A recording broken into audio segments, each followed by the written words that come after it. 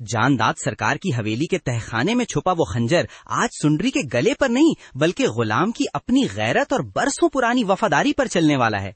कहानी अब इस मोड़ पर आ खड़ी हुई है जहां मोहब्बत और इक्तदार की जंग में सिर्फ खून की जुबान बोली जाएगी। गुज़िश्ता किस्त में हमने देखा कि किस तरह हसद और लालच की आग ने सबको अपनी लपेट में ले रखा है, लेकिन किस्त 15 में ये आग अब हवेली के दर दीवार को झुलसाने वाली है। गुलाम जो अब तक सुंडरी की मासूमियत के शहर में जकड़ा हुआ था, अब एक ऐसी हकीकत से टकराने वाला है जो उसे जीते जी मार देगी। वो सुंडरी जिसे वो सुकून और पाकीज़गी की अलामत समझ रहा था, अब साहिब जान और आशिक अली के सियासी मोहरों के दरमियान फंस चुकी है। साहिब जान ने फैसला कर लिया है कि अगर सुंडरी को रास्ते से ना हटाया गया तो बादशाह उसके हाथ से निकल जाएगा। वो लम्हा जब सुंडरी अकेली हवेली के पिछले हिस्से में मौजूद होगी, साहिब जान के कारिंदे एक ऐसे हादसे का मंसूबा मुकम्मल कर चुके होंगे जो महज इत्तेफाक नहीं बल्कि सोची समझी साजिश होगी। गुलाम के जहन में वो अल्फाज बार बार गूंज रहे हैं, ये लड़की सुंडरी मेरे ख्यालों में क्यों आ रही है?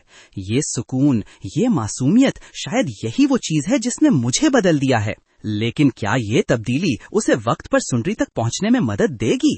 दूसरी तरफ जानदाद सरकार का गुस्सा अब आसमान को छू रहा है। उसे इस बात का इल्म हो चुका है कि हवेली के अंदर कोई ऐसा है जो उसकी जड़ों को खोखला कर रहा है। वो गद्दार कोई और नहीं बल्कि आशिक अली है, जिसने खामोशी से सुंडरी के खिलाफ सबूत इकट्ठे किए हैं ताकि उसे बाजारी साबित करके हमेशा के लिए रास्ते से हटा सके।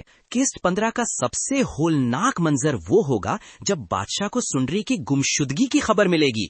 वो बादशाह जो अब तक इसे महज एक खिलौना समझ रहा था, अब उसके लिए अपनी जान दांव पर लगा देगा। लेकिन क्या ये मोहब्बत है या सिर्फ अना की जंग? गुलाम जब सुंडरी को ढूंढते हुए पुराने कोठे के करीब पहुंचेगा तो उसे वहां वो सच्चाई मिलेगी जो बुआ ने बरसों से छुपा रखी थी। वो नस्ल जिसे मुर्दा करार दे दिया गया था, उसका सुराग सुंडरी के माजी से जा मिलता है। हवालात की सलाखें और कैद के दिन तो सबने देखे हैं, लेकिन जैसा कि प्रोमो में इशारा दिया गया, लम्हों में कैद लोगों के बारे में तुम क्या जानो। सुंडरी अब एक ऐसे लम्हे में कैद होने वाली है जहां मौत उसे सामने खड़ी नजर आएगी। साहिब जान ने उसे जहर देने की कोशिश की है, लेकिन ऐन आखिरी वक्त पर गुलाम की मुदाखलत पूरे खेल को पलट देगी। ये सिर्फ एक औरत को बचाने की जंग नहीं है, बल्कि ये गुलाम और बादशाह के दरमियान इस बालादस्ती की लड़ाई है जो अब दुश्मनी में बदल चुकी है। क्या जानदाद सरकार अपनी अना की तस्कीन के लिए सुंडरी की कुर्बानी दे देगा, या फिर गुलाम अपनी वफादारी का तौक उतारकर बगावत का अलम बुलंद करेगा?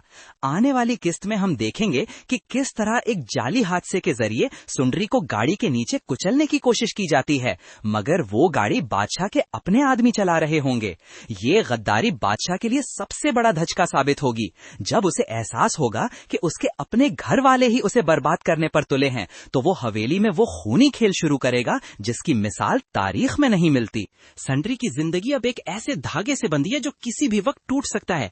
गुलाम का वो जुमला कि बड़े बड़ों को सीधा किया है मैंने, अब उसके अपने लिए चैलेंज बन चुका है। क्या वो इस निजाम को बदल पाएगा या खुद इसका हिस्सा बनकर सुंडरी को अपनी आंखों के सामने दम तोड़ते देखेगा?